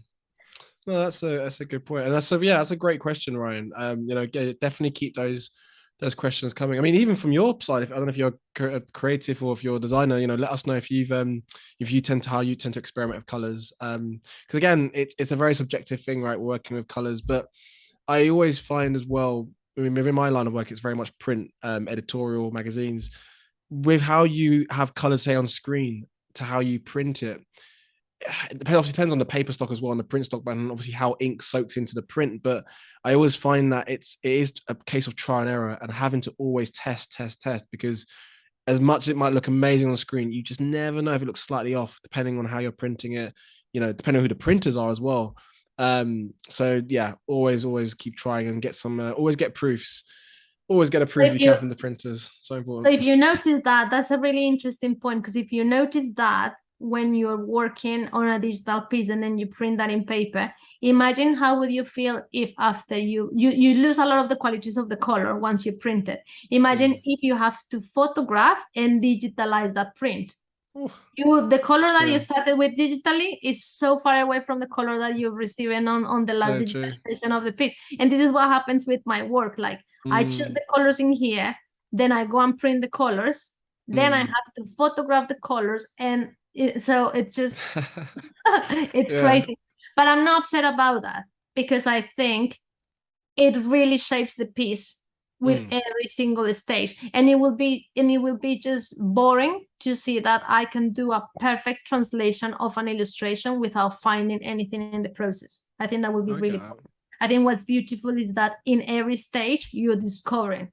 So I will show you tomorrow towards the end. When I was doing the piece of the fish, I had a different illustration, and I did the whole of this illustration, and I cut it out and I photographed it, and I tried to arrange it based on the initial illustration that I had, and it did not work. It doesn't matter how much work I put into it. I tried to replicate that illustration and it didn't work. At the end, when I changed things in Photoshop and I rearranged the pieces, I came to the right illustration. So then I came and I fixed the digital illustration. So it's like I had to go all the way away to be able to come back to understand that this simple image needed a lot of work to do. And I had to go out and in and out and in several times. So what doing like a little dance, Diana, basically, just to get to the final project. It's like a little jig throughout the whole journey, right? It's crazy, because like I can show you how the illustration looked before this, but this is what I will be working in paper. So this is the one that I will be showing tomorrow in paper. Nice. And tomorrow when we come to Photoshop, I will show you the behind, the one that I worked with initially and the one that came as a result. So that's what I say. All of these ones to me are just sketches, or how you call them, like a little starting point of an idea that I'm going to develop in paper. For example, this one, I was drawing it today and I was thinking, this is very complicated because of the small amounts of details that I have. And sometimes these are overlaying a big piece that I have in. So what is the best way to do this? And, I have lines. And for example, these lines, I've never been able to do them in paper perfectly. But when I was in Photoshop last week, I realized I can actually start mixing PNGs from Illustrator and put them in the back of my Photoshop work and bring the quality of the paper. So the result that I had with that image is like, it's the feel of paper, but much, much more digital, and something that I have never done before. And the result was so clean at the end that I was really excited to see how, even though I was thinking, I don't even have to cut things anymore. What I can do is just create the colors, photograph the colors or scan them, and then just start to mask everything together and then layer it up to create a piece. But I can do that successfully with my piece in Photoshop because I have a good knowledge of the layering and the lights and shadows in real life, because I've been doing that for years. So if I come to start adding shadows and things, I know where the shadow goes, how deep it goes, what's the color of that shadow. And I think that's really beautiful in the process. Is like, now actually I really want to try to do all of this in the computer without having to do any effort cutting them out and layering them together. But yeah, so this is what I chose for my collection. So I also chose the ones from the UK, and then as a fun fact, the UK is the only country that doesn't have the name of the country in the stamp. And this is because did not know that. There we go. Fun fact. Yeah, so this is so if you always you see like USA, you see like all of like the ones that I was doing in here. And that is because the stamps were created in the UK. So the only sign you see, like you always see like Israel, and you see all of the different names, but the ones in the UK, they just have the Queen. Because this is the country where the stamps were created, and they decided that they will never put the country, but that their symbol would just hold accountant for the ones that come from the UK or the Commonwealth. So then you know that those are the ones from Yeah. him, which I think it makes quite beautiful, because then you don't have a lot of fonts or different text or things to fight around within your illustration, but it's actually just a really nice kind of like a little poster with the numerology and the element. Nice. We've got it's quite a lovely experience actually, touching on postage stamps. Who got a person in the chat who's actually done a project on postage stamps, which is great to hear. So we've got Elizabeth who said, I actually made a postage stamp for a class of mine under a mentor who works in the industry of postage stamps. Definitely one of my favorite projects. That sounds awesome. You gotta share that with the world. Put it on the Behance if you could. That sounds awesome. And we've got a question for you as well, Diana, from Elizabeth, who said, do you have any other postage stamp creator, say friends or inspirations? So if I know someone that works with postage stamps? Yes. So she said, do you have any other postage stamp creator friends or inspiration? So perhaps, I hope I'm saying this right, but your inspiration, which I think we touched on at the beginning with Pinterest, but yes, yes. yeah, it's kind of in that space, right? Yes, I did have this a graphic designer, and he designed the Mexico 68 postage stamps, but I don't have his name right now. I think it escapes my name. It's okay. And he did a lot of these very interesting designs for, I think, the Tube, and a lot of these Olympics, and very visually strong imagery and graphic design in the 60s and 70s. So when I was thinking about postage and stamps, I was looking at him. And then I found also on Decent, this blog called Decent, there were like these very new articles about postage stamps, like the ones that I showed you from the Netherlands when we started. I found they created ones that are really funny, like, because postage stamps, they always used to be like a square. And these ones are different animals that when you post them in your envelope, they look like they are hanging from the edge. Love the that. first Yeah, time I that's see awesome. how they have broken the squareness on the postage stamp, and they have actually come up with a different shape. And they say they made those for kids to use so that they will be more playful, and then they will feel like they really want to stick them on. That's cool. Yeah, apart from that, next year I have an exhibition in Singapore. And I did an exhibition like in Indonesia some years ago about postage stamps. And so they want me to create some postage stamps in paper as a way to open up the content of the stamp and make them in real, in 3D, as a way for That's kids to awesome. experiment. Wow. Yeah, So that'd be I very cool. created 12 different stamps of the local natural, fauna and flora of Singapore. And then next year the exhibition is opening. Because the museum is the Philatelic Museum, but it's turning into the new Children's Museum. So they wanted to do like a connection between the stamps and the artworks of what they want to teach kids. So then we use the subject of nature as a way to teach them about what's local. But and when is that in Singapore? When is that? For anyone potentially who's even from Singapore in the chat, they might want to find out when is that, or they'll know more information potentially maybe on your social media in terms of like when that's going to be about. Yeah, that is next. I mean, I think that starts this year in December, and then it lasts for 2 years. Nice. So I will be going to Singapore in June, and I will be doing some workshops and just talks and things about the work that I did with children, which I think sounds awesome. Very cool. I think that sounds that's awesome. That's one of the things that I miss since the COVID, to not being able to travel much, because I used to do a lot of different trips with my work. So now everything is more digital, but I would love to design postage stamps actually. Like, I think that's what my ambition with doing this type of work is. That maybe well, who knows? We might get you on another stream, and then you might be doing like as an official postage stamp designer, and then we've seen the process happen from your first stream to the next one. I love that.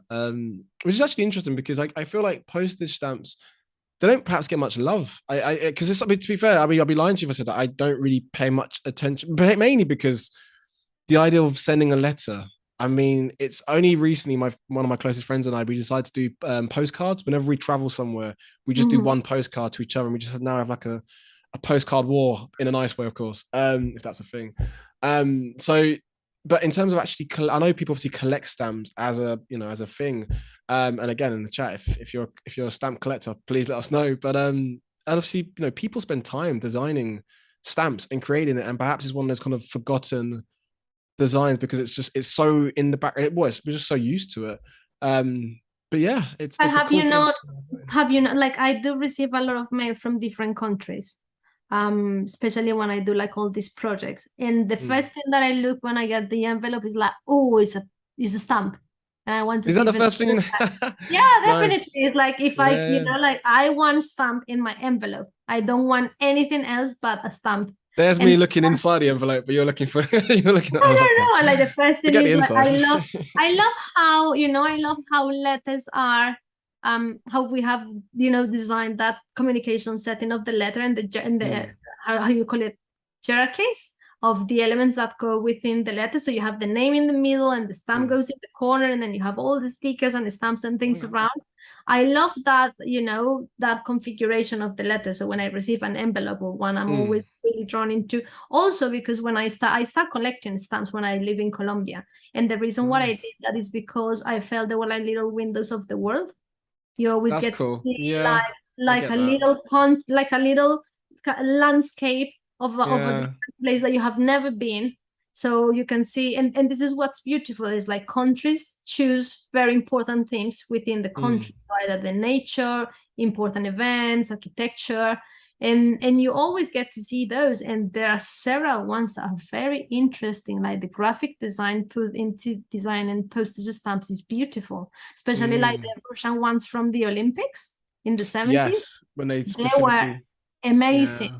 And so when I am always looking for inspiration or like colors or different elements, I always look at my collection of postage stamps because I find Ah, it's there. And nice. nobody looks at them because they are looking at Well, do you Instagram. know what I feel like now, Diana? Now that you've been like an advocate now for for stamps, and I feel like hopefully, if this stream has taught anyone anything, it's to spend more time, digesting our beautiful stamp collections in the world. It's great to kind of hear, yeah, your thoughts on that. And we've got Cody who made a really good point actually about what are we working on. Is it more like the edges now? We're kind of focusing on the Yeah. frames. So Yeah. I'm creating. So obviously the frame you made the frame as circular, but Yeah. because this is obviously if it goes in a production line, then the circles are going to be able to rip every single stamp from the other. But then also I use it as like a decorative element to just kind of inform that. I find the frame is, in itself is very beautiful. Because this is so very recognizable, like you really need the dots to understand that it's a postage stamp is not the same if you just have a simple square, but at the same time the dots are functional because it's what allows you to rip one from the other. Exactly. So it's Bit of method interesting behind the how madness. how a functionality has given such a characteristic shape and almost like an ornamental, little edge silhouette. I feel like I'm being educated. Well, not just myself, hopefully in the chat, we're being educated on the dynamics behind. Honest to God, like I feel like I'm gonna definitely be more aware. I just want to collect some beautiful postage stamps created, designed by you, Diana, because honestly, your design skills on the postage stamps are pretty cool. And we've got Izzy who said, and this is a really good point as well. Actually, she's noticed that a lot of countries choose important celebrations on their stamps. So yeah, you kind of touched on that before with the Olympics, Diana, and yeah, that's always cool when I mean, that's perhaps when people, or even well, I know I'm doing myself. I take more notice to stamps when it's perhaps for a celebratory an event of some sort. But yeah, I think even traveling abroad and seeing other stamps from other countries, that's perhaps a cool thing to be more interested in, or I think I'd find quite interesting. Yeah, let us know in the chat if you're digging your postcards from where you're from. I mean, like I also like to look at banknotes. I don't know if Oh, okay. Yeah. whenever you travel and you go to another country, like my husband and I Interesting. we love to collect postage stamps and we love Yeah. to look at banknotes and coins I because they get, yeah, always coins. have, like have you never, like especially in the UK, like coins are such a proud thing and the notes and everything. And then Yeah. you have like this big graphic designer that is huge, and then he is commissioned to design the new £1 coin. And such a small space, and design needs to be so effective to fit all of the information that you want within that space.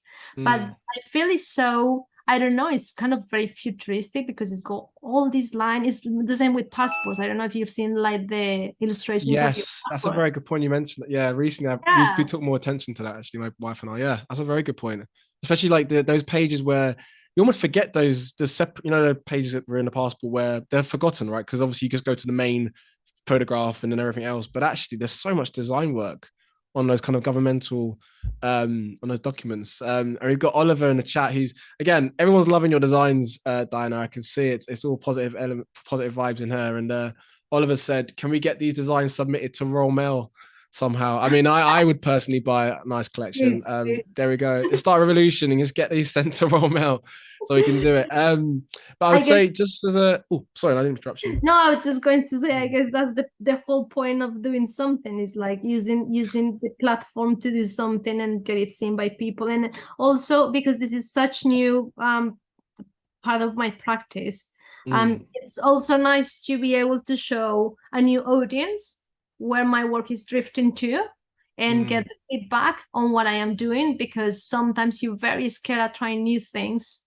and you feel like, this is not my area. Should I really try to conquer this area? And the feedback is so important because this is how I started, just because people gave me feedback in what I was doing and I was like, okay, they like it, then I might just well carry on.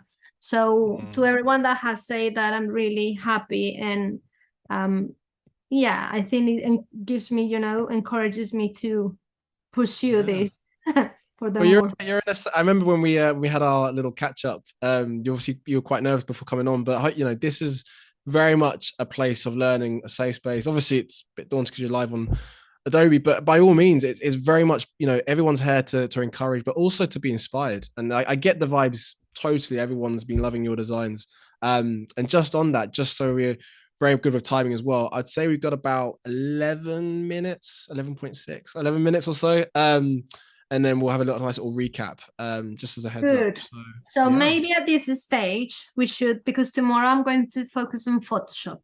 So I kind of show you a little bit of how I was going to do my piece. So I'm just going to jump in the computer now, and I'm going to show you what is the process of taking all of these apart to get them cut. Nice. Yeah? So this is what I was telling you about. This is the initial illustration that I was working with. And zoom in a little bit, because I just so we can all marvel at those, because those designs, perhaps in my eyes being really rubbish, but yeah. So and this is where I stay now. So I just want to put these two together so that we can see. Sometimes, because I felt if it's going to be a small digital image, I mean, I'm pretending that I am actually designing a stamp. I'm not pretending that this is, I guess that sometimes when you are designing, you should really pretend that you were given the job and that you're actually doing it.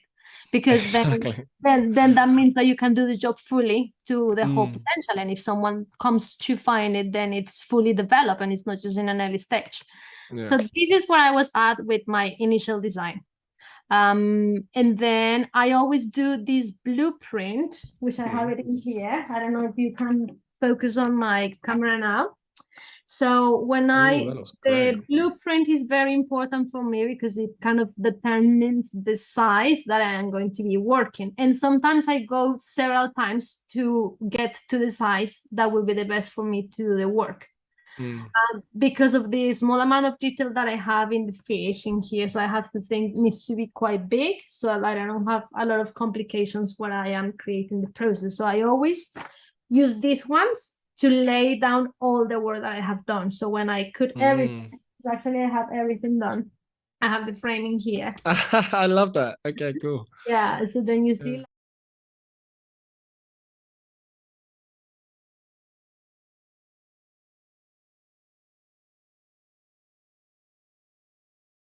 on the first stage, I use my blue line work. I obviously don't want to spend a lot of ink printing, so I always just print in a line, a line and cost effective. We appreciate that. But good for the planet too. All those ultimately are my sketches that I keep as my research, so the more time that I have been working with paper, the huge collection of sketches that I have of all the pieces that I have done, so I can always come back to them in terms of size or everything that it worked.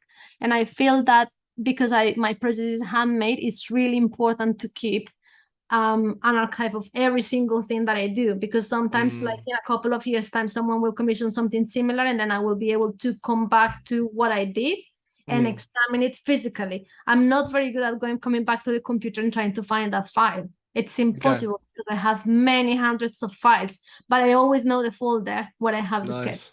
Nice. So you got a system in place. I love that. Yeah, I got my system. So here I have all my pieces from my sketch, which is the one that I was working in here. And then this is all ready to go to my cutting machine. So I start taking every single thing apart. I even made a reel out of me putting this fish. So I don't know if we have time, and then I can find it and show I would say we perhaps, I mean, it's very precise. I'm going to say, I noticed Anika picked up on the 11.6 minutes. I'll say maybe about 3.2 minutes. I'm just saying numbers now. And then perhaps we'll have like maybe a nice little recap from this morning. I am living in the past. By this evening, depending on where you're viewing from. We'll do like a nice little recap for like a few minutes. Perhaps, and then we'll shut up shop until tomorrow. But yeah, by all means, you can finish what you're doing, and then we'll do like a nice little 2-3 minute recap at the end. Look, I think let's see. I might have because I decided that it was really important to have a video of me cutting it all and putting it together. But maybe if I don't have it right now, I will put it up tomorrow morning and when the session comes.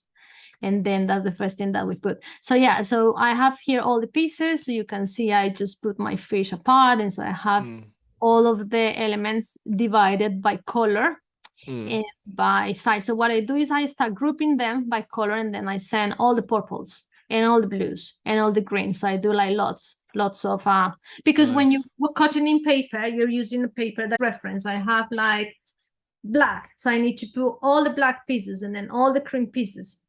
And so I need to organize my kind of workflow in relation to that. And then I start painting and replicating all of these colors. So tomorrow I'll show the video when we start the session, so that people actually get to understand what is the handmade process that goes through it. And then we jump into Photoshop, and then we just start putting it all together.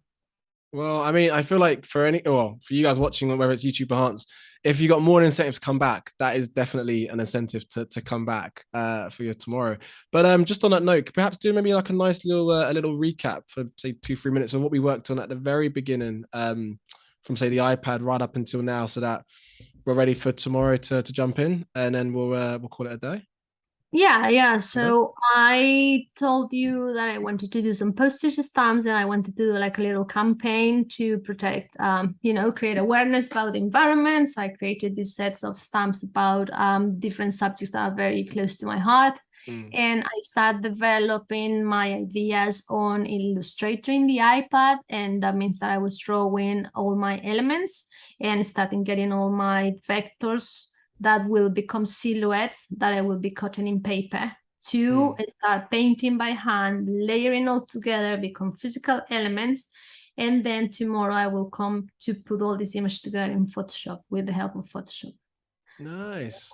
And I mean, it's great to sort of see again, it's definitely got a sort of 3 minutes or so before we shut up shop. But it's I think that process of what we've seen from earlier today right up until now is been great. And I mean, even from the designs there that you're seeing, have you got a preference that like out of straight of all 5 of them that really resonates with you, that you prefer?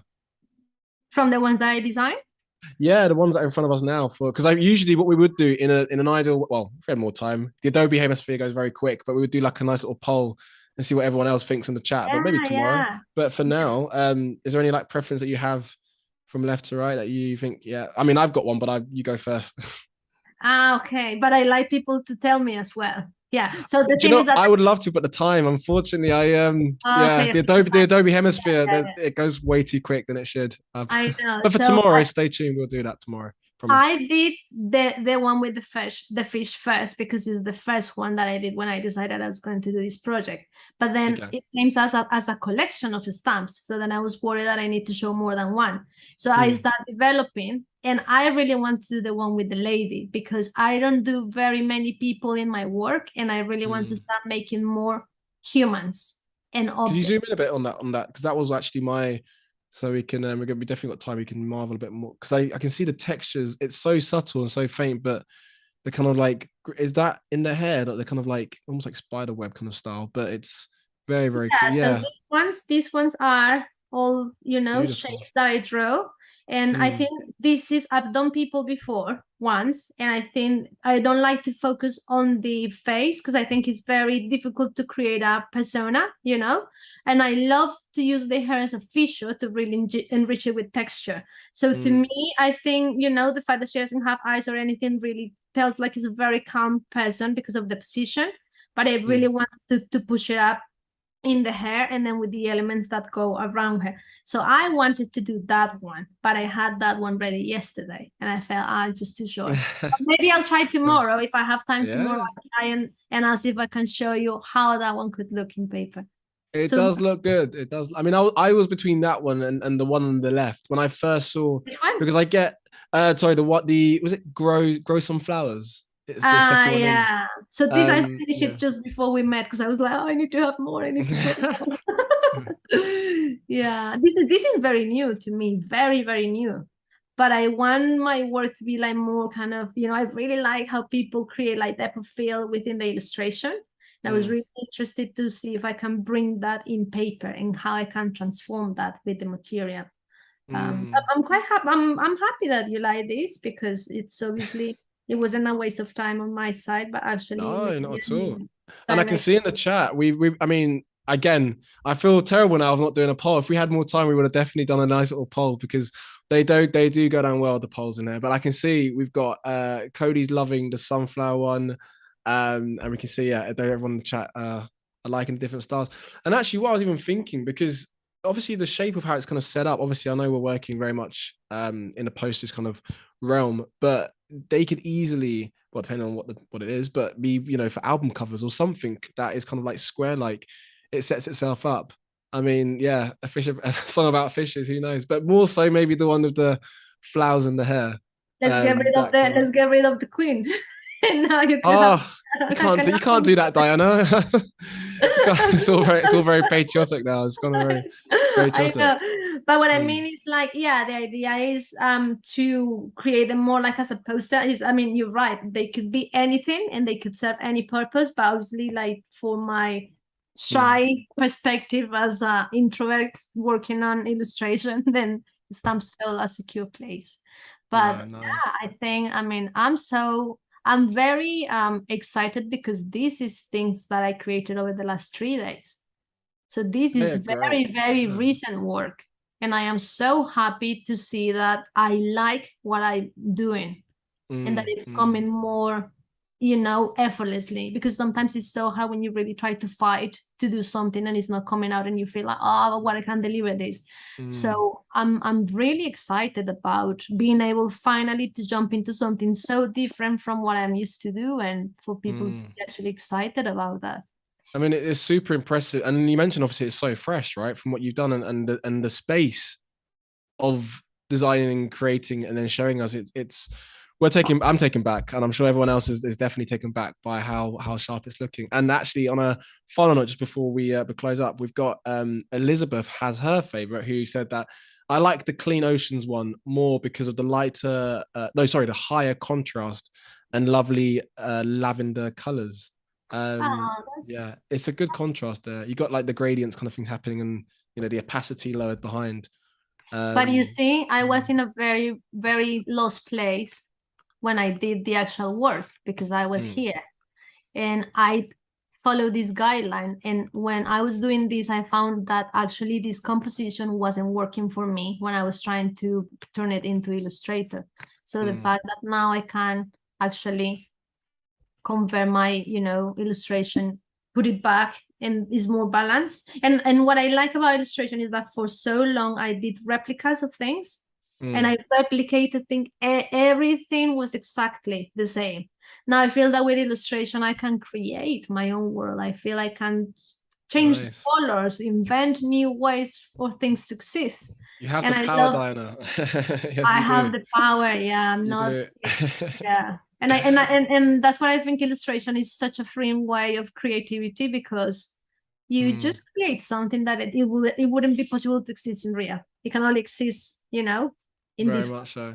Very Yeah. much so. And again, so I mean, a massive thank you, because I feel like everyone in the chat has definitely got a real insight into who you are and to your work process. So, and the stuff you were saying about for tomorrow, people are in the chat already saying they're going to be tuning in for tomorrow. So I have no doubt they're going to Yeah. be back. But just to kind of wrap up now, so we'll be back tomorrow at 12 p.m. Pacific for part 2 of Diana, and join us where she brings her design into Photoshop. So you don't want to miss that out. And Adobe Live will be back tomorrow morning with Andy Lambert and Jordan Ellis on the Adobe Express channel. So stay tuned for that one, sure. So Diana, it's been my absolute pleasure to host you. Have you had a good time? Yeah, it's great. I Yeah. was actually nervous, but I think it's been very enjoyable. Thank you. Nice. That is what we like to hear. And of course, a massive thank you to our lovely Adobe Live audience, because without you guys, there is no Adobe Live. So thank you very much for joining. Thank you for those lovely questions. And of course, our moderators as well, keeping everything nice in the chat. So we will see you lovely people tomorrow. And remember, whatever you get up to, my friends, remember to put a smile on your face and do it. So we'll see you tomorrow, and take care. Bye.